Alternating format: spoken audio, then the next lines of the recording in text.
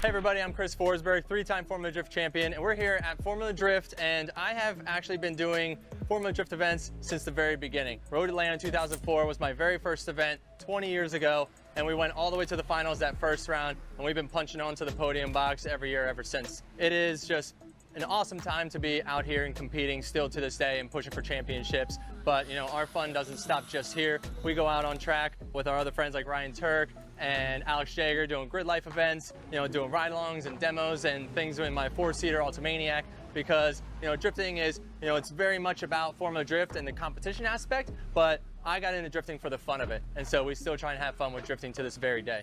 So for those of you that are looking to get into drifting, I got 3 tips I tell everybody, and that is you get yourself a rear-wheel drive car, and the first 3 miles, that's the best bang for your buck, is a diff, seat, and coilovers.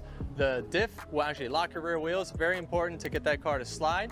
A seat actually seems like something you wouldn't really get at first, but for me, when you're getting the feel of a car, you really want to be able to feel the car and be held in that car nice and tight so you can get control of the wheel and not let that thing throwing you all about. And then coilovers is a nice mod that will just lower the center of gravity, stiffen up the chassis with a heavier spring rate, and make the car a little bit more controllable to get you around the course and have a good time drifting.